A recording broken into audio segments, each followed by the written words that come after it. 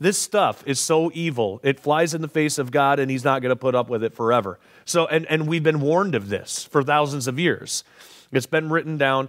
The Bible's prophecies do come true, so we know it's reliable. There have been plenty of prophecies that have proven true, so we should expect the future ones to be fulfilled as well. And this is what we're headed towards. So we need to be aware of it. We need to be aware of it so we know what to not participate in. And not only just out of fear that God's going to be mad. I mean, that should play a factor in it, you know, at least a little bit. I mean, if you love God, you're going to do what he says, you know, so it's not really about fear in that way. It's about fear as in like respect.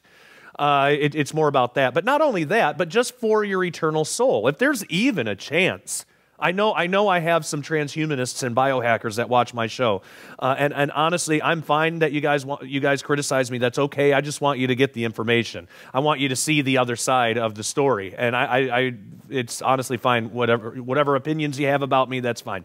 I'm not challenging you at all on that. But what if the Christians are right? As wild and preposterous as it might sound, what if we are right? You're taking your eternal soul into jeopardy with this stuff.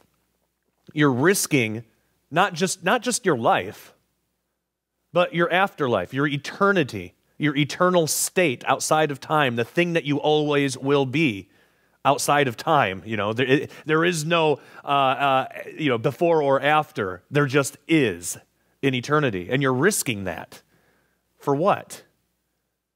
No matter, even if you could realize every transhumanist dream, there still is a death waiting. There still is death.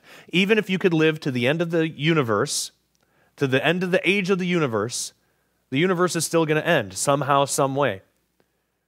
There's going to be a time where you can't create enough machines to keep up with it because particles themselves are going to degrade and they won't be able to come together anymore.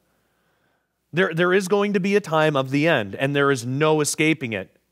And it doesn't matter if it happens 1 billion years from now, 5 billion years from now, 1 trillion years. What does that really matter when there will come a time of the end? So if you're able to add on a couple more 100 years of life, but you risk your eternal soul over it, what is that worth? Either way, I mean, at best, it's a stall.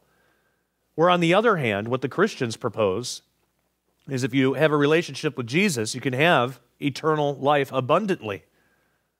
An actual new body that's not going to degrade. And why do we believe this? Well, again, look at the prophecies that have been fulfilled in the Bible. All of them have been fulfilled with 100% accuracy. Nobody has ever been able to find an actual prophecy that they didn't take out of context to try to just make it sound like it wasn't fulfilled, but an actual prophecy that said something was going to happen in a certain way, a specific way, at a specific date and time, and then it turned out happening a different way at a different time. And I know some people say that there are vague prophecies in the Bible. The Bible is full of a wide variety of prophecies. Some are more vague, some are more focused. Many times you'll have a single event that's prophesied in a lot of different ways. Like some prophecies will take a wide scope snapshot of it and give you a very vague detail. And then some will focus in with laser precision in on specifics, so that way you can test it according to the Bible and you can show that this stuff was fulfilled. And I actually want to show you this. This is a good place to start. So Dr. Ken Johnson, he's a good friend of mine. I've interviewed him several times. I've interviewed him on this book. Ancient Prophecies Revealed. This is 500 prophecies listed in order of when they were fulfilled. So this is a really good place to start. If you want to test the Bible, and if you are sure that you can find something wrong, a prophecy that wasn't fulfilled correctly, then this is a good place to start. This shows where all of the 500 of them, I mean, there are many, many more prophecies in the Bible, but this shows where at least 500 of these prophecies were fulfilled, how they were fulfilled, and actually shows that the Bible is an excellent proof text for this kind of stuff. So if the Bible was correct on all of the past prophecies that have been fulfilled, why would we think that it would not be correct with the future prophecies when it says that the smoke of the torment of the souls of these people who accepted the mark of the beast, who worship the beast, ascendeth up forever and ever? Why would we not believe that? So you owe it to yourself to at least do some research. It's your eternal soul that's at stake. And if there's any chance that the Christians are right about this, you should care enough about yourself to look into it and at least try to understand it from the Christian's perspective and see if it holds water. So I do this from the transhumanist side all the time. I totally understand why people are transhumanists. I totally understand that. If I was a materialist, or if I didn't believe in God, if I didn't have a faith in God, if I didn't believe in any kind of afterlife, I probably would be a transhumanist too. If I was sure that death was as much of a threat as materialists believe it is, then absolutely I would be a transhumanist if I knew that there was no God, if I thought that there was no God. But so I understand why people are transhumanists. But again, with my faith in Jesus, with my faith in God and what He says, I understand that there is a greater risk. If I'm wrong, then I die a couple of decades earlier than maybe I could have if I didn't biohack myself, or worst case scenario, I'm still dead, but maybe death is prolonged a little bit longer. What am I going to do with that 10 or 20 years? Who knows? But either way, death is still coming. So if I'm wrong, I haven't really lost anything. I'm still dead. I might have lost out on a couple of decades, but I'm still in the same boat as everybody else. There's no in that scenario, there would be no afterlife. There would be no God. That's it. Nothing. And at some point in the future, the universe is going to die and degrade, and particles aren't going to be able to combine together to form matter anymore. And so what's the point of any of it? At that point, everything is going to be erased, so what's the point of any of it? That's if I'm wrong. If I'm wrong, we're all in the same boat, and it doesn't really matter that much. If I'm right, though, eternity is hanging in the balance. If I'm right, if the Christians are right, there is something infinitely more powerful, infinitely more important than just physical life. There's eternity. There's an eternal state outside of time. It's not infinite time. It's not that goes on forever and ever. It's a state outside of time where whatever you are when you enter that or when you leave time, you just are that thing. So if you're separated from God, then you just are separated from God, and you just are in torment. Now we say things like forever and ever because eternity is a really difficult concept to grasp. I don't know what a state outside of time would really be like. I can't imagine that. But that's what eternity is. It's not infinity, it's eternity. So all of that hangs in the balance. Your state in eternity could either be in right relationship with God, in perfect bliss and joy, and fulfilling everything you were actually created to be, everything that God created you to be, and you used your own free will that God awarded you. You used your own free will to get there, to be there. You could be that, or you could be in an eternal state of just absolute disarray, of absolute, this is not what you were created for. This goes against all of God's desires for you. It's a complete separation from God. That's because God is perfect. Just by His own nature, anything that's imperfect, there needs to be a separation. And that separation, it's not that God is just torturing you for all of eternity. That's not what it is. It's that eternal state of being separated from God by your own free will, by your own choice. God gives you free will. He's not going to force anybody into heaven. But by your own choice, you've chosen to be separated from Him, and so you now have an eternal existence that is completely unnatural. It's just complete separation. And that is the torment. That's the fire. That's the torture.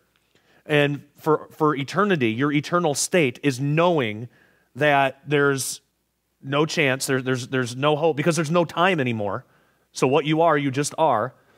There's not a second chance because there's no time to award a second chance within. We're in our second chance now. We had our first chance in the Garden of Eden. We all individually had our first chance before we committed the first sin we ever committed, and everybody has committed a sin. So we're in our second chance now. There is no third chance. There's no time to award a third chance in. By your own actions, you are just in that state completely separated from God, knowing that you made a mistake, knowing that by your own choices, you have no hope anymore of getting back to what you were created to be, of getting back in right relationship with God. You are nothing but torture and pain and torment. So that's how eternity works. So God is giving you a choice. You know, everybody wants to focus on the negative stuff and say, well, how could God do that? Look, when you tell a kid, don't touch the stove, it's hot, you'll burn your hand. If the kid goes and touches the stove and burns his hand, is it you that burned his hand? Did you go up and force his hand on the stove? No. The child used his own free will to go and do something that you told him not to. You warned him. You told him the consequences. The child could not say, well, I didn't know what would happen. Now, of course, it's not a perfect analogy because the parent should be watching the child, of course. But, we are adults. We're not children, so that's where the analogy breaks down. We are personally responsible for our actions in a way that a child isn't. But even then, the child's hand still gets burned. It's because that is the consequence of those actions. It's not the parent that's punishing the child by burning his hand.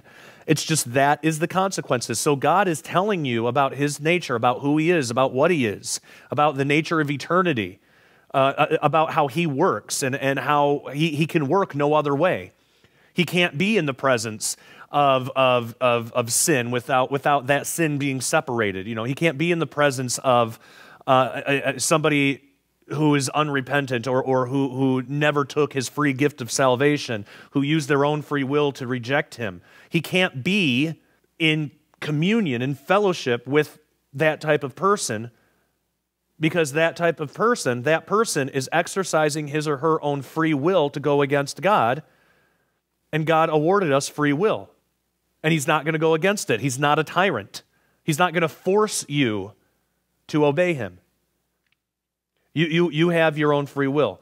So I would think it would be at least worth looking at. It's too easy to just say, well, religion, it's all it's done is started a bunch of wars, and all it's done is this. No, people have started wars because we're all imperfect. It's not Christianity. It's people. So it's not a good idea to define Christianity based on Christians because Christians are fallen creatures. Define Christianity based on Christ. Jesus Christ, the ultimate Christian. He's the model that we all aspire to be like because we know we're all fallen. Now, that doesn't get us off the hook. We still shouldn't do bad things, just like nobody should do bad things. But we're still just people. The only thing that separates a Christian from a non-Christian is Jesus. It has nothing to do with the Christian. It's not the Christian is such a good person that he earned heaven. It's not like that at all. The Bible doesn't teach that. It doesn't work that way. The only thing that separates us, Christians and non-believers, is Jesus Christ. So define Christianity based on Jesus, not based on us. We are very poor representations of what Jesus has willingly gave his life for the salvation that we didn't earn. We are poor representations of it. So you owe it to yourself, because you're a valuable human being, you owe it to yourself to look at what Christianity actually teaches, look at what Christ actually teaches, what the Bible actually teaches, and really look into it. Because again, your eternal soul is at stake, as is mine, as is everybody's. That's why this is so important to us. It's not about winning converts. It's about literally saving souls in eternity. And in that eternal state with God,